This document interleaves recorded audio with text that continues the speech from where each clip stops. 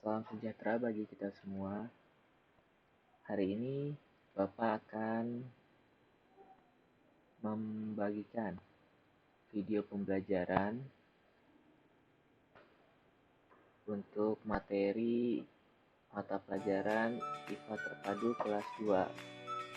Nah, pada video kali ini Bapak akan merangkum materi bab 1 tentang konsep gerak pada tumbuhan, hewan, dan manusia. Oke.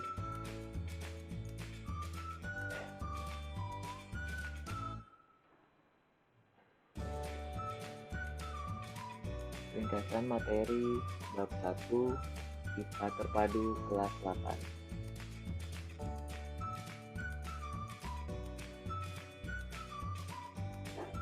Konsep gerak pada tumbuhan, hewan, dan manusia. Pada umumnya, gerak pada tumbuhan tidak dapat diamati secara nyata. Tumbuhan melakukan gerak hanya sebatas menanggapi rangsangan, dapat berupa rangsangan cahaya, rangsangan sentuhan, gravitasi bumi, dan bahan kimia. Gerak pada tumbuhan. 1. Gerak tropisme adalah gerak yang dipengaruhi oleh arah datangnya rangsangan. Dibagi menjadi 1. Geotropisme. Apa itu geotropisme? Geotropisme yang disebabkan oleh pengaruh gaya tarik bumi atau gravitasi. Misalnya, gerak akar menuju ke pusat bumi dan gerak bunga kacang tanah masuk ke dalam tanah. Kemudian yang kedua, fototropisme. Apa itu gerak fototropisme? Yaitu disebabkan oleh pengaruh cahaya matahari. Misalnya, gerak pertumbuhan ujung tanaman menuju arah datangnya cahaya. Yang ketiga, tigmotropisme. Yaitu gerak tropisme yang disebabkan oleh pengaruh rangsangan berupa persinggungan. Misalnya, gerak sulur tanaman kacang panjang yang membelit kayu. Yang keempat, hidrotropisme, yaitu gerak tropisme yang disebabkan oleh pengaruh rangsangan air. Misalnya, gerak pertumbuhan akar menuju sumber air. Selanjutnya,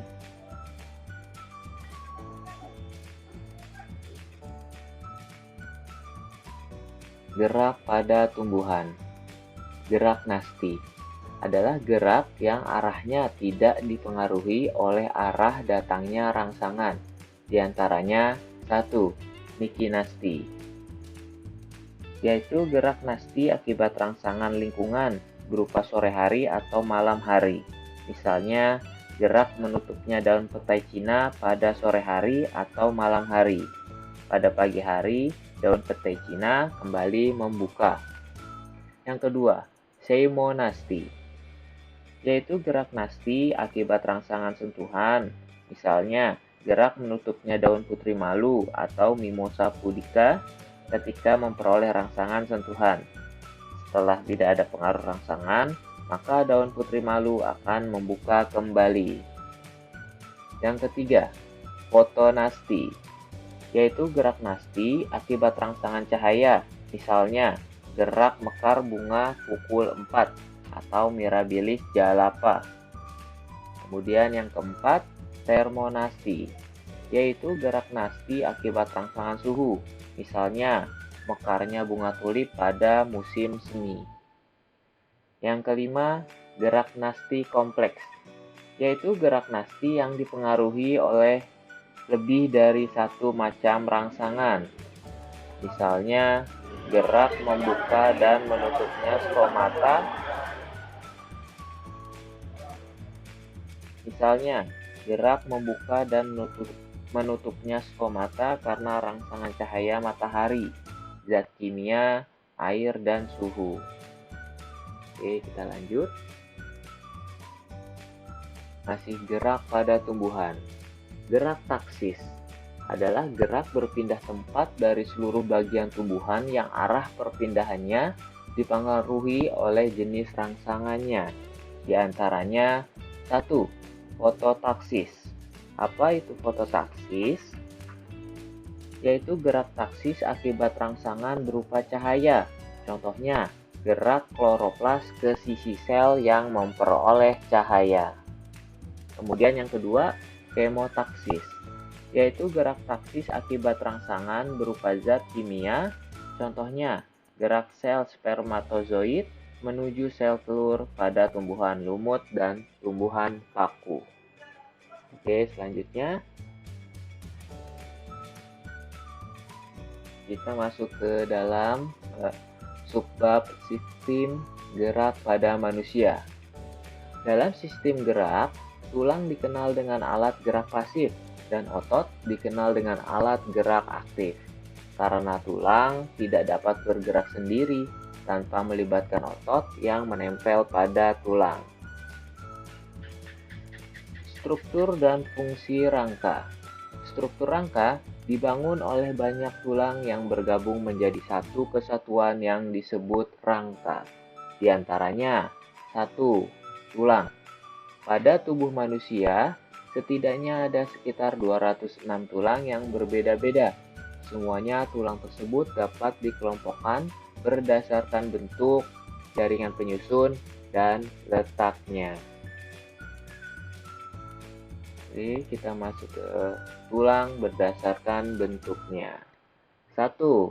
Tulang pipa atau tulang panjang adalah struktur tulang yang berbentuk tabung dan memanjang. Pada kedua ujung tulang pipa terdapat bonggol atau epifise. Contoh tulang betis, paha, tulang kering, tulang pengumpil. Yang kedua, tulang pipih adalah struktur tulang yang berbentuk tipis, gepeng, dan pipih. Contohnya, tengkorak, tulang dada, tulang rusuk, dan tulang belikat. Yang ketiga, tulang pendek adalah struktur tulang yang berbentuk bulat atau kubus, bentuknya pendek. Contohnya, tulang telapak tangan dan tulang telapak kaki. Nah, yang keempat, tulang tidak beraturan adalah struktur tulang yang bentuknya tidak menentu. Contohnya, tulang wajah dan tulang ruas-ruas tulang belakang. Oke, kita lanjut.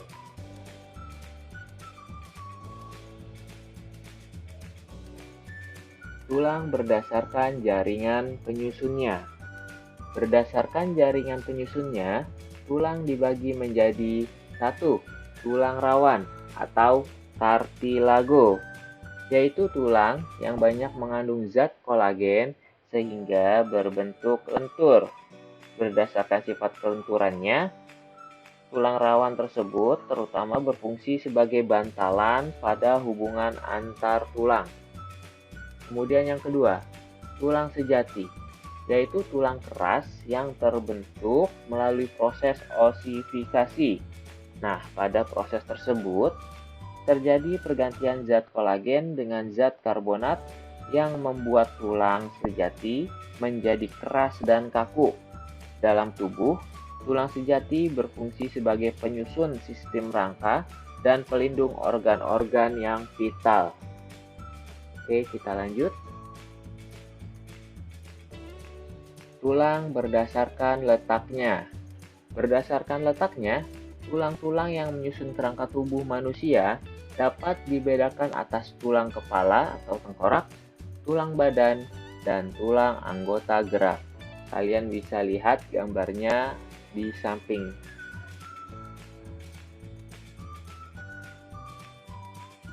Kita lanjut.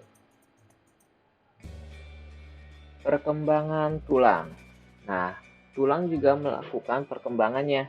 Telah dijelaskan bahwa hampir semua tulang pada tubuh manusia berasal dari tulang rawan yang mengalami proses osifikasi atau penulangan.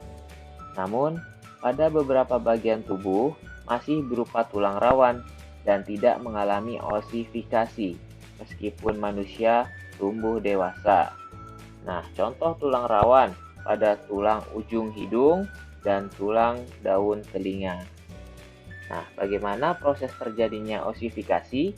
Kalian bisa lihat gambar yang ada di tampilan. Proses osifikasi mulai terjadi pada bagian tengah tulang rawan yang kemudian meluas sesuai dengan pertumbuhan tulang. Pada proses tersebut, bagian tengah tulang rawan berupa rongga mula-mulanya terisi oleh sel-sel pembentuk tulang atau osteoblas. Selanjutnya, osteoblas menghasilkan sel-sel tulang atau osteosit yang akan membentuk tulang.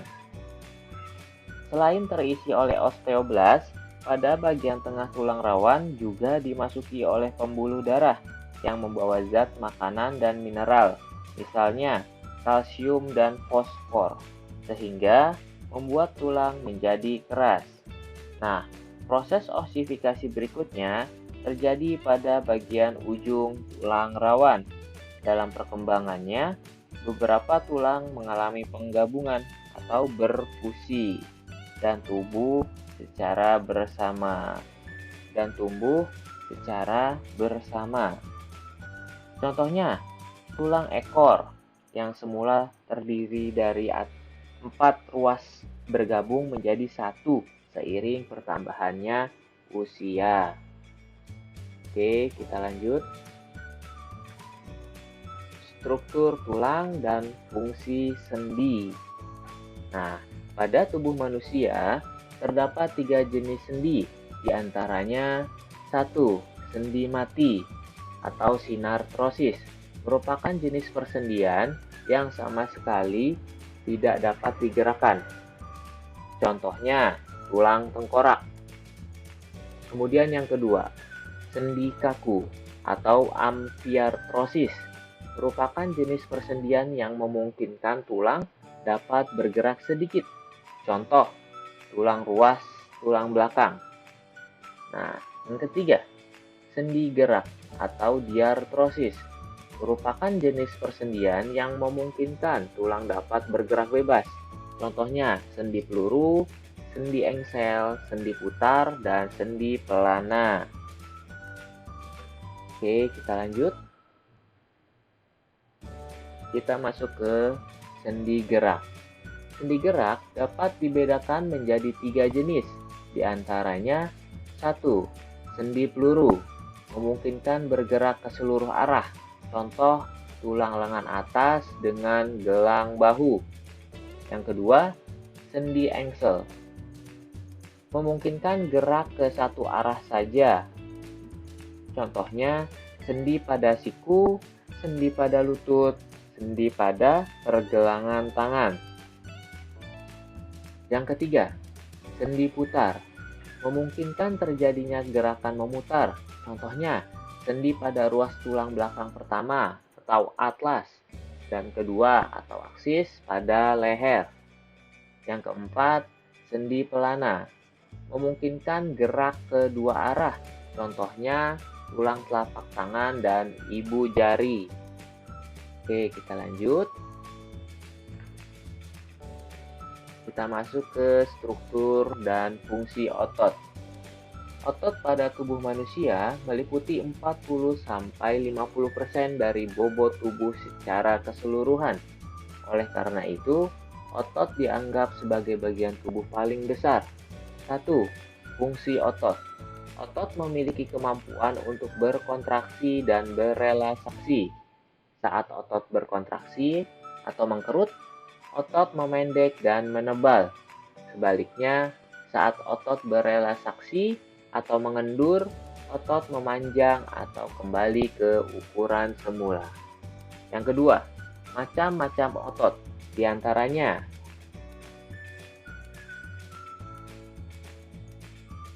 macam-macam otot. Pertama, otot jantung adalah otot yang menyusun organ jantung. Struktur sel otot jantung memiliki bentuk sel yang memanjang dan bercabang.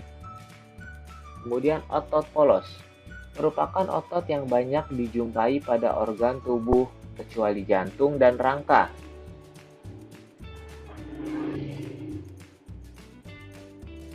Struktur sel otot polos berbentuk gelendong dengan kedua ujung meruncing dan memiliki satu inti. Otot rangka merupakan otot yang melekat pada rangka dan bertanggung jawab terhadap pergerakan. Struktur sel otot rangka memiliki bentuk sel yang memanjang dengan banyak inti. Oke, kita lanjut. Nah, kita masuk ke dalam gangguan pada sistem gerak. Kelainan pada tulang dapat mengakibatkan terganggunya sistem gerak. Oleh karena itu, tulang harus kuat dan berbentuk normal sesuai dengan fungsinya. Beberapa gangguan pada sistem gerak diantaranya 1. Dislokasi adalah salah letak atau salah posisi. Terjadi bila letak ujung ruas tulang satu dengan tulang yang lain tidak menempati tempat yang semestinya. Yang kedua, terkilir adalah memar pada ligamen karena tertarik secara paksa. Yang ketiga, artritis adalah peradangan sendi diantaranya penyakit pada jaringan ikat sendi, menipisnya tulang rawan sendi, dan timbunan asam lemak. Yang keempat, polio adalah penyakit yang disebabkan oleh virus polio. Salah satu pencegahannya adalah dengan pemberian vaksin polio waktu balita. Kemudian kelima, fraktur disebabkan oleh kecelakaan yang mengakibatkan tulang menjadi patah atau retak. Oke, kita lanjut. Kita masuk ke menjaga kesehatan sistem gerak. Di antaranya adalah 1. Makan makanan yang bergizi. Kesehatan tulang berkaitan erat dengan mutu makanan. Makanan yang dibutuhkan untuk menjaga kesehatan tulang adalah makanan yang banyak mengandung vitamin D, kalsium, dan fosfor. Vitamin D banyak terdapat pada ikan, susu, dan kuning telur. Kalau kalsium banyak terdapat pada susu, kacang-kacangan, ikan, dan buah-buahan. Sedangkan fosfor banyak terdapat pada ikan, jagung, dan kacang-kacangan. Yang kedua, menjaga sikap dan postur tubuh. Kelainan tulang seperti lordosis, kifosis, dan skoliosis disebabkan oleh sikap tubuh yang tidak benar. Oleh karena itu, agar terhindar dari kelainan tulang, kita harus membiasakan sikap tubuh yang benar ketika berdiri, duduk, berjalan, dan tidur. Duduklah dengan tegap, tidak membungkuk, serta miring ke kanan atau ke kiri. Jangan membiasakan membawa beban berat pada salah satu tangan saja. Lebih baik membawanya menggunakan tas ransel, sehingga beban terbagi rata pada punggung. Yang ketiga, olahraga untuk kekuatan tulang. Olahraga yang teratur dapat memperkuat struktur tulang. Akan lebih baik jika tubuh kita terkena sinar matahari di pagi hari, yaitu sekitar pukul 7 pagi